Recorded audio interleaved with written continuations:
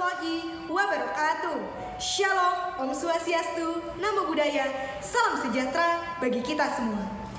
Yang terhormat hadirin yang berbahagia, Dewan Juri yang terhormat, dan kawan-kawanku yang saya cintai, pertama-tama marilah kita panjatkan puja dan puji syukur kehadirat Allah Subhanahu wa Ta'ala yang telah memberikan nikmat sehat kepada kita semua, sehingga di tengah masa pandemi saat ini saya berkesempatan untuk menyampaikan pidato kebangsaan mengenai perlawanan terhadap hoax di masa pandemi COVID-19 sebagai upaya pemuda dalam bela negara.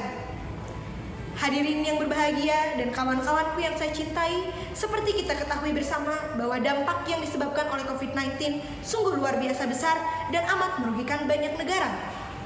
Di Indonesia sendiri tercatat hari Kamis tanggal 15 Oktober 2020 ada sekitar 340.602 orang terkonfirmasi positif corona dan ada sekitar 12.268 orang dinyatakan meninggal dunia.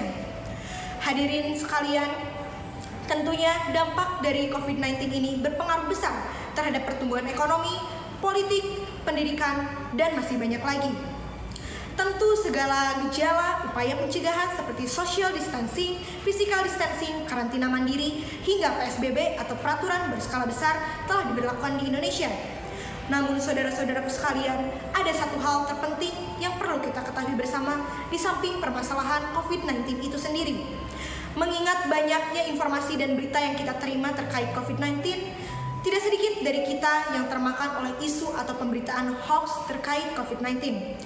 Pemberitaan atau informasi hoax ini jika terus-menerus tersebar tanpa adanya sikap bijaksana dalam menghadapinya akan menyebabkan kerugian dan kesalahpahaman dalam masyarakat terkait COVID-19.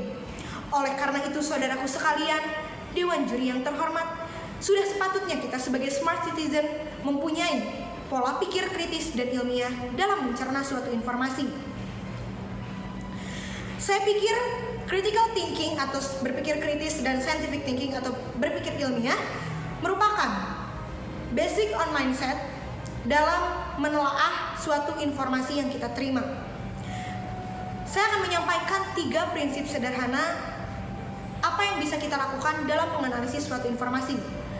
Terlebih dahulu, marilah kita ketahui apa itu pengertian dari critical thinking atau berpikir kritis adalah di mana kemampuan kita dalam memahami dan menilai suatu informasi dengan akurat untuk mencapai suatu kepercayaan dan mengetahui cara menyikapinya. Sementara itu, pengertian dari scientific thinking sendiri dibedakan menjadi 2, yaitu science as a knowledge atau sains sebagai ilmu pengetahuan, di mana informasi yang kita dapat sudah melalui proses riset ilmiah, dan science as a framework atau sains sebagai pola pikir, yang artinya tentang bagaimana kita menggunakan metodologi sains dalam berpikir dan membaca realita di kehidupan kita. Untuk itu saudaraku sekalian dan pemuda-pemuda Indonesia, ada beberapa langkah sederhana, yaitu mengetahui do's and don'ts yang kita lakukan dalam menganalisis suatu informasi. Yang pertama, biasakanlah membaca isi beritanya, jangan hanya membaca judulnya saja. Contohnya, ada suatu berita yang menyatakan bahwa coronavirus dapat menular melalui mata.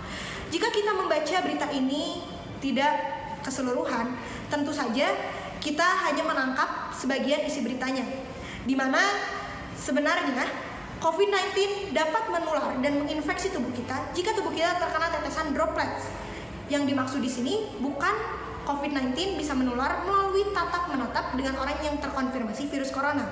Yang kedua adalah perhatikan isi informasi, bukan hanya sumbernya saja. Memang benar, kita harus memerhatikan informasi sesuai dengan sumber yang kredibel dan valid. Namun, contohnya saja dokter terawan yang menyatakan bahwa coronavirus bisa sembuh sendiri atau merupakan self-limiting disease.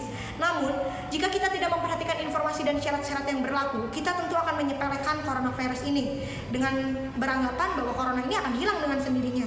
Namun tentu saja dokter terawan itu menyatakan bahwa coronavirus akan hilang jika imunitas tubuh kita kuat. Namun jika imunitas tubuh kita tidak kuat, tentunya kita masih membutuhkan tenaga dan teknologi kesehatan medis. Yang ketiga adalah be fully informed, don't be partially informed. Atau intinya adalah kita harus membaca informasi secara keseluruhan dan tidak setengah-setengah. Hal ini contohnya adalah berita yang menyatakan bahwa tingkat kematian corona tidak mencapai 5%. Lalu kita menelan mentah-mentah dan menyepelekan bahaya corona dan tidak menghiraukan protokol kesehatan. Padahal ada beberapa informasi yang harus kita ketahui sebelumnya, di mana angka tidak lebih dari 5% itu didapat. Tentunya ada syarat-syarat tertentu negara yang mengharuskan negara lockdown, karantina, dan mempunyai fasilitas yang banyak. Jika negara kita belum memenuhi syarat-syarat tersebut, tentulah hadirin sekalian, negara kita tidak akan mampu mencapai tingkat kurang dari 5% untuk kematian corona. Pada tanggal 28 Oktober 1928 ini mengingatkan kita akan perjuangan pemuda-pemudi Indonesia pada saat itu dengan sikap kritisnya dalam membangun dan mencapai kemerdekaan Indonesia. Saya harapkan kita sebagai pemuda-pemudi Indonesia dan generasi bangsa ikut menerapkan sikap kritis dalam kehidupan kita sehari-hari, tentunya dalam menghadapi hoax yang merajalela di zaman sekarang ini. Hal ini juga terkandung dalam pasal 27 ayat 3, di mana perlawanan kita ini terhadap hoax sebagai salah satu bentuk bela negara, di mana pada pasal 27 ayat 3 berbunyi, setiap warga negara Indonesia berhak dan wajib ikut serta dalam upaya pembelaan negara. Untuk itu hadirin yang terhormat dan kawan-kawanku yang saya cintai, sudah sepatutnya kita sebagai motor penggerak bangsa untuk selalu siap sedia dan tidak mudah terprovokasi oleh hoax yang merajalela di zaman sekarang ini. Sekiranya yang dapat saya sampaikan, mohon maaf jika ada kesalahan dalam pengucapan kata. Terima kasih atas perhatiannya. Salam Pemuda Indonesia. Wassalamualaikum warahmatullahi wabarakatuh.